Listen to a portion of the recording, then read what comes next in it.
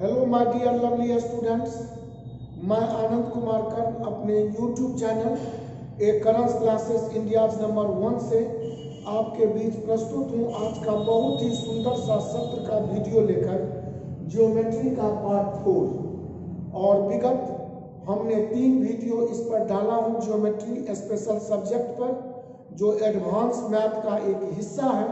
तो आपसे अनुरोध है कि मेरा कोई भी पार्ट किसी भी सब्जेक्ट का देखने से पहले उसका पार्ट 1 वीडियो अवश्य देख लें, ताकि अन्य पार्ट में आए हुए विविध क्वेश्चंस एवं उसमें दर्शाए गए एप्लीकेशन को समझने में आप काफ़ी सुविधा महसूस करेंगे।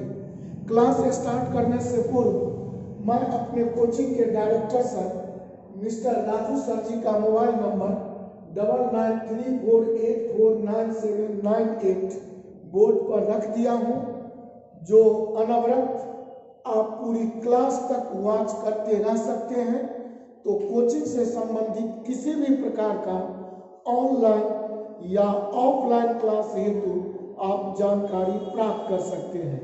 तो आज हमारे असिस्टेंट के तौर पर मिस्टर विकास जी हाजिर हैं पहला प्रश्न लेकर, और साथ साथ चंदन जी फोटोग्राफी को मौजूद हैं।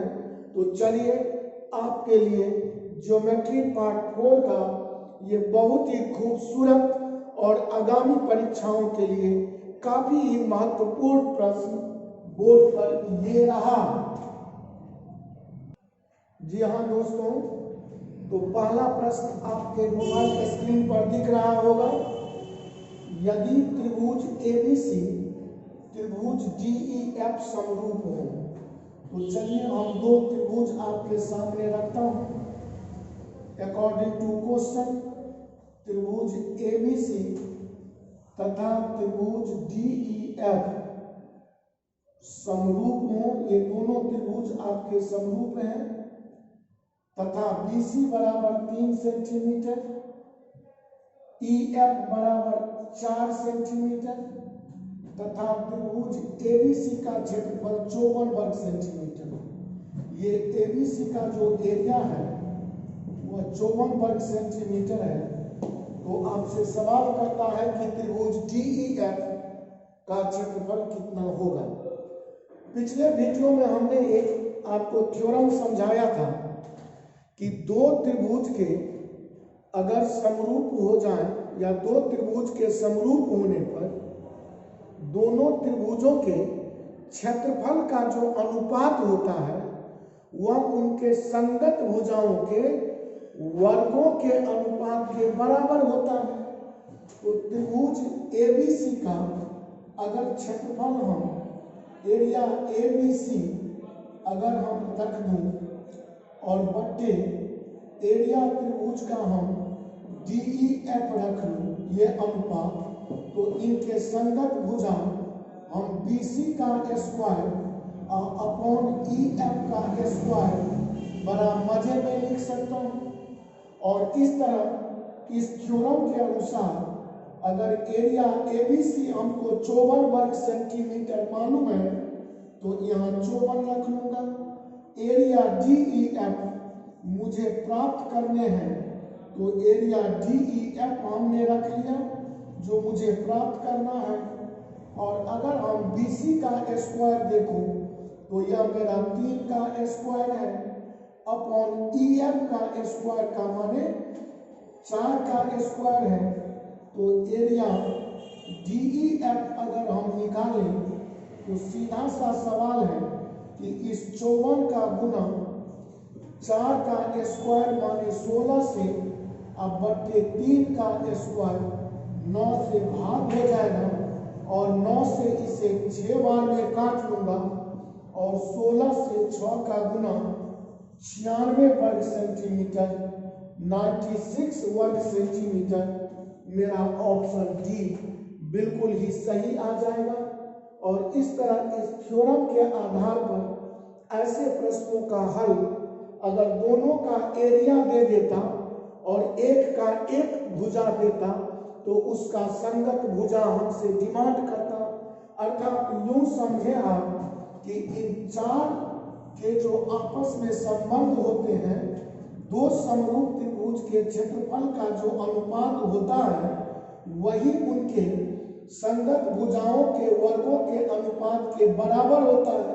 तो इन चार पदों में से हमारा परीक्षा 3 पद देकर कोई भी एक पद, एक टर्म हमसे ज्ञात करने को कहता है, जिससे हम बहुत ही आराम मजे से इस सूत्र के माध्यम से हल कर सकता हूं। तो इस तरह मुझे विश्वास है कि आप इस प्रश्न को भली भांति समझ गए होंगे। तो चलिए बिना देर किए हुए मैं आपके साथ बढ़ रहा हूं प्रश्न संख्या 2 पर, और प्रश्न संख्या 2 आपके मोबाइल स्क्रीन पर ये रहा।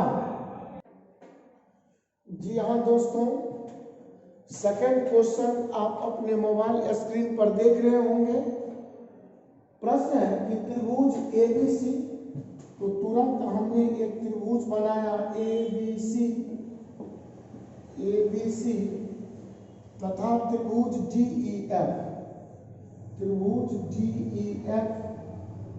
चलिए त्रिभुज डीईएफ समरूप है। ये दोनों त्रिभुज दोस्तों समरूप है।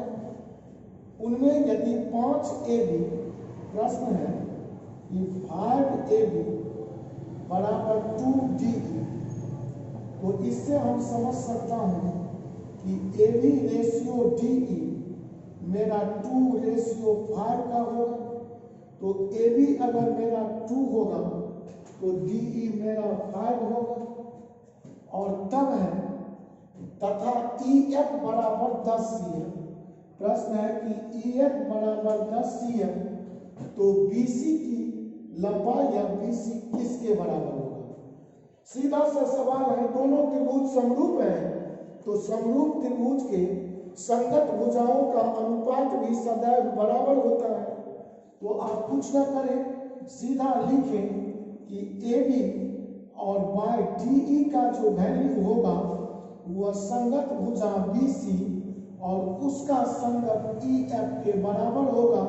और इसमें AB मेरे पास 2 है, DE मेरे पास देख सकते हैं 5 दिया हुआ है, BC मुझे फाइंड करना है और EF का वैल्यू 10 है। तो इससे हम लिख सकता हूं कि 5BC बराबर 10 × 2, और इस तरह अगर BC का मान निकालूं तो 10 × 2 बट्टे 5, 5 से ये 2 बार में काट कर 2 दूनी 4 सेंटीमीटर मेरा बहुत ही मजे में आंसर आ जाएगा।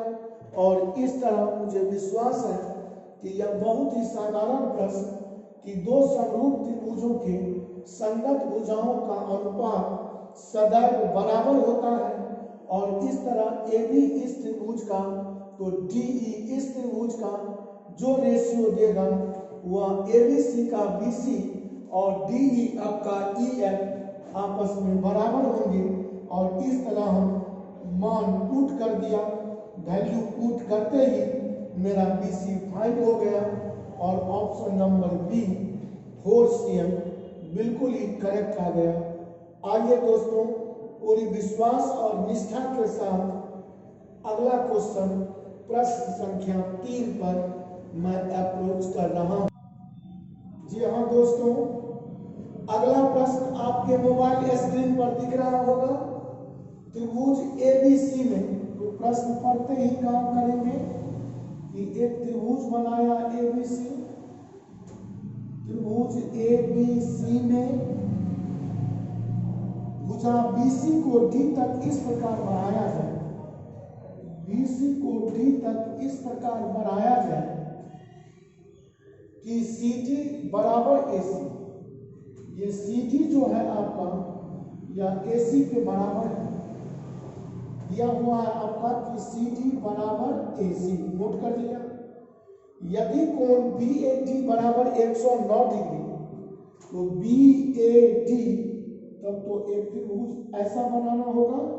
और ये दिया हुआ है आपका कि कोण BAD बराबर 109 डिग्री। तो प्रश्न है और कोण ACB 72 डिग्री, आपका कोण ACB भी 72 डिग्री का दे रखा है, तो कोण एबीसी का मान होगा। तो आपसे कोण एबीसी अर्थात इस कोण का वैल्यू पूछा जा रहा है, जबकि एसी भी आपका ये कोण 72 डिग्री है। तो आइए अब अगर गौर करें कि CD और AC बराबर है, ये CD और AC बराबर है, तो आधार पर के ये दोनों कोण भी बराबर होंगे। एक या समद्विबाहु त्रिभुज हो गया ACD, और समद्विबाहु त्रिभुज के सब जो भी भुजा दोनों बराबर होते हैं, उन दोनों भुजा के सम्मुख कोण या आधार पर के भी दोनों कोण बराबर होते हैं। तो ये कोण x मान लिया और ये भी कोण x मान लिया। अब ये अगर 72 डिग्री है, तो आप कोण ACD अगर फाइंड करेंगे, तो ये 180 में से 72 अगर घटा दो, तो ये 108 डिग्री का एंगल इधर बच जाएगा। और अब ACD त्रिभुज में देखिए कि त्रिभुज के तीनों कोणों का जोड़ तो 180 लिखेंगे, तो लिखेंगे x प्लस 108 डिग्री बराबर 180। 180 में 108 उधर जाएगा तो 72 डिग्री, x और x 2x बराबर 72, तो x बराबर 72/2 का माने 36 डिग्री। और जब x मेरा 36 डिग्री आ गया और कोण BAD ये संपूर्ण कोण का वैल्यू 109 था, तो अगर हम BAC का वैल्यू निकालूं इधर वाला ये को, तो ये मेरा 109 में से 36 घटाने पर प्राप्त होगा, और ये कोण मेरा 73 डिग्री का आ जाएगा। और कोण B जो हमसे पूछा है, तो वह 180 में से अगर हम त्रिभुज के ये दोनों कोणों का जोड़ 180 में घटा दूं, तो ये मान आ जाएगा। और ये तो मेरा 73 डिग्री का एंगल है ही, और ये तो मेरा 72 दिया ही हुआ था। तो हम 180 में से घटाऊं तो 3 2 5 7 7 14 145 डिग्री, और यह मेरा 35 डिग्री वैल्यू बड़ा मजे में दे देगा। और ऑप्शन ए बिल्कुल ही करेक्ट हो जाएंगे। और मुझे विश्वास है कि इस प्रश्न को आपने भली भांति समझ गया होगा। कुछ भी नहीं है कि आपका ये त्रिभुज ABC था और उसमें CD भुजा को हम A और C के बराबर में बढ़ा दिया था, अर्थात आधार पर के ये दोनों कोण बराबर हमने x माना।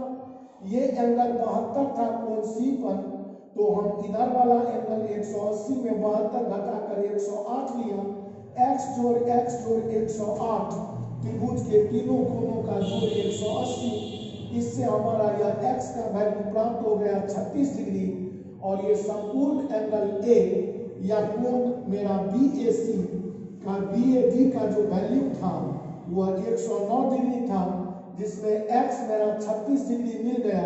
तो 109 में से 36 घटाने पर कोण BAC मेरा प्राप्त हो गया। और इस तरह त्रिभुज ABC के तीनों कोणों का जोड़ 180 डिग्री, जिसमें से हम 73 और 72 का जोड़ घटा लिया, तो 180 में इन दोनों का जोड़ 145 घटाने से मेरा कोण B या कोण ABC फाइंड हो गया। और इस तरह इस प्रश्न का करेक्ट आंसर ए आ गया। ज्योमेट्री बिल्कुल ही कॉन्सेप्ट से बनते हैं। जो दिए गए मैटर है उसका सीधा डायग्राम ड्रॉ कीजिए और तुरंत थोड़ी सी दिमाग को अप्लाई कीजिए, लेकिन वह दिमाग हमारा अप्लाई होना चाहिए ज्योमेट्रिकल थ्योरम एंड एक्शंस पर, प्रमेय और अभिगृहित के आधार पर। और मेरा प्रश्न इस तरह बड़ा मजे में बन जाएगा। और इस तरह दोस्तों आज का तीसरा प्रश्न भी समाप्त हुआ। चलता हूं मैं नेक्स्ट क्वेश्चन 4 नंबर का आपके बोर्ड पर ये रहा। जी हाँ दोस्तों, प्रश्न संख्या 4 से मुखातिब हो। दिए गए चित्र में कोण PQM 109 डिग्री, यही एक कोण है PQM, ये आपका 109 डिग्री दे रखा है, तथा कोण NRS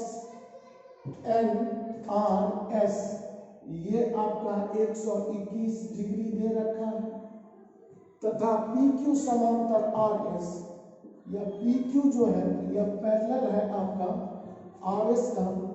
तो प्रश्न है कोण QNR का मान, QNR इस कोण का वैल्यू आपसे डिमांड कर रहा है क्या। तो यहाँ पर समांतर रेखाओं से संबंधित प्रमेय के मुताबिक अगर PQ को अपनी सीध में हम बढ़ा दें तो गौर करेंगे, यहाँ मान लीजिए इसको T बिंदु तक बढ़ा दिया, तो अगर PQ समांतर है RS तो हम P से लेकर इस PQ को अनंत तक क्यों न बढ़ा दूं, यह तो RS का पैरेलल ही होगा। और दो समानांतर रेखाओं को कोई प्रतिच्छेदी रेखा अगर काटती हो तो एकांतर कोणों का प्रत्येक युग्म बराबर होता है। तो ये अगर 121 डिग्री है तो इसका एकांतर कोण ये भी तो 121 या अल्टरनेट एंगल 121 ही होगा। और रैखिक युग्म अभिगृहित से NR पर अगर QT रेखा गई है तो ये दोनों कोणों का जोड़ तो यहाँ पर 180 होगा। तो 180 में अगर 121 को घटा लूँ तो ये कोण मेरा सीधा 59 डिग्री का बन जाएगा। और ये अगर 109 डिग्री है तो 180 में 109 घटाने से ये कोण मेरा 71 डिग्री का बन जाएगा। और अगर ये काटने वाला बिंदु सपोज O हो तो त्रिभुज QOT में हम तीनों कोणों का जोड़ तो 180 कह सकता हूँ। तो वाट का जो वैल्यू या हमसे कोण QNO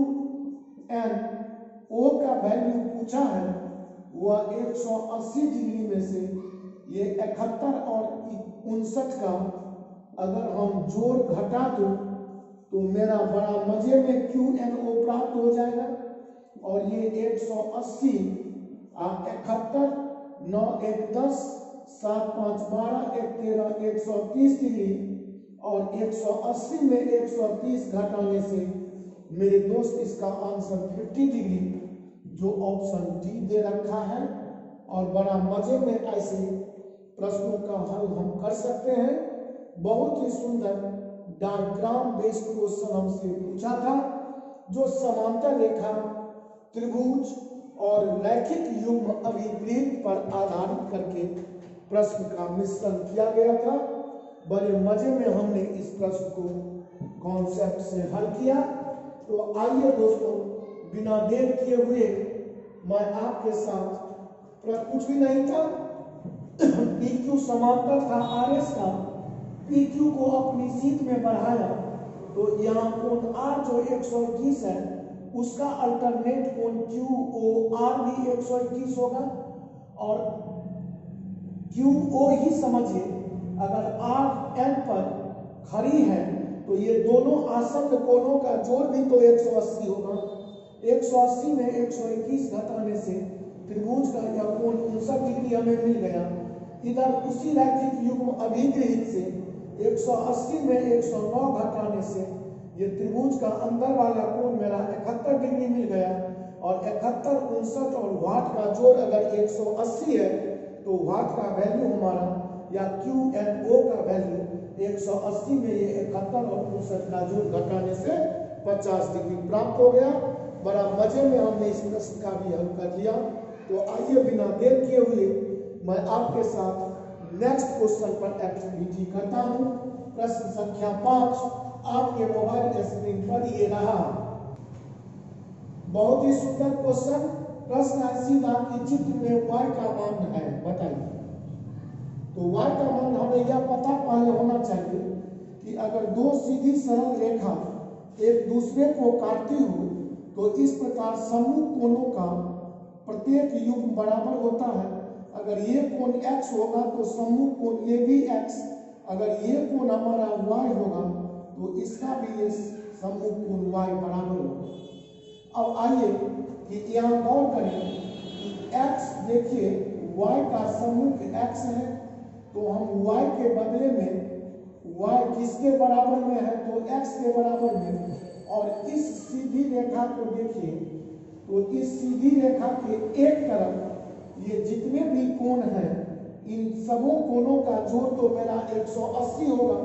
तो हम बोल सकता हूं कि 3x प्लस y के बदले में बोल सकता हूं x, और यहाँ तो 2x है, और इस सबों का जोड़ आएगा 180, 3x, एक 4x और 2 6x बराबर 180 डिग्री। तो मेरा x का वैल्यू 180 डिग्री बटे 6 दैट इज मेरा 30 डिग्री होगा। यहाँ पर एक थोड़ा सा और भी बात किया जा सकता था कि ये 3x था तो ये भी मेरा 3x होता, ये 2x था तो सामने ये भी मेरा 2x होता, और इस तरह 1 2 3 4 5 6 ये सभी 6 कोणों का जोड़ हम 360 डिग्री रख कर भी x का वैल्यू निकाल सकता था।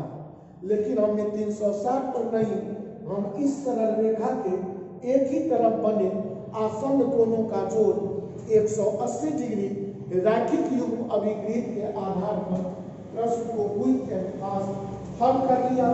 मुझे पूरा विश्वास है कि यह प्रश्न आपकी समझ में बहुत आसानी से तुरंत आ गए होंगे।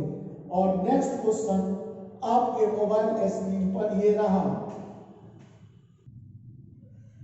जी हाँ दोस्तों, बहुत ही सुंदर प्रश्न है कि चित्र में AB ये रेखा समानांतर है DC का, तो y का मान क्या है। हमको पता है कि दो समांतर रेखा को कोई तिर्यक छेदी रेखा काटे तो एक ही ओर के अंतःकोणों का युग्म संपूरक या सप्लीमेंट्री एंगल या 180 डिग्री के बराबर होता है।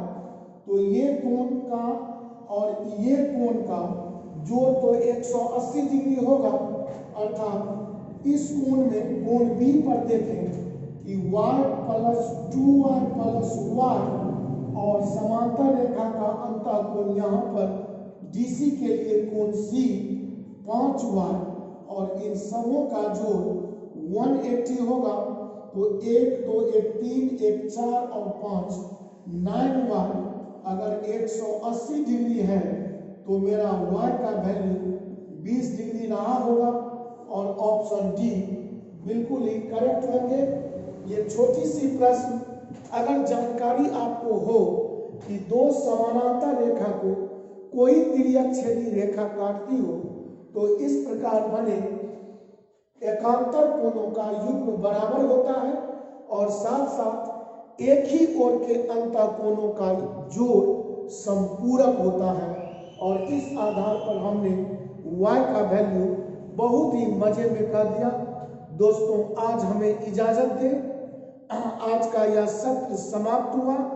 मेरा इसी तरह कंटिन्यू वीडियो कुछ कम ही संख्या में प्रश्न लेकर मैं प्रस्तुत करता रहूंगा, मैं वीडियो डालता रहूंगा, और वीडियो डालने का मेरा मुख्य उद्देश्य है कि आप परीक्षोपयोगी तथ्यों से परिचित होते हुए कम ही बातों को पर डे आप सीखते सीखते एक विशाल भंडार कर लें, और परीक्षा जैसे कठिन घड़ी में प्रश्नों को पलक झपकते ही हल करने की अनुपम विधि, अनुपम बातों, मैटर, तथ्यों से अवगत हो जाए। आज का मुलाकात समाप्त हो रही है, और मैं जाते जाते आपको पुनः अपने कोचिंग के director sir mister Raju sir ji का मोबाइल नंबर 9934849798 पुनः याद दिला दूं। कोचिंग संबंधी किसी भी प्रकार का जानकारी हमारे director sir mister Raju ji से आप प्राप्त कर सकते हैं। साथ ही ऑफलाइन क्लास भी आरंभ हो गई है। आप सबों को गणतंत्र दिवस की बहुत बहुत हार्दिक शुभकामना देते हुए आज मैं अपना वीडियो का यह कार्यक्रम समाप्त करता हूं। अगर आप न्यू सब्सक्राइबर, न्यू व्यूअर हो तो मेरा चैनल सब्सक्राइब करना नहीं भूलेंगे। बहुत बहुत धन्यवाद। So much thank you my dear lovely students.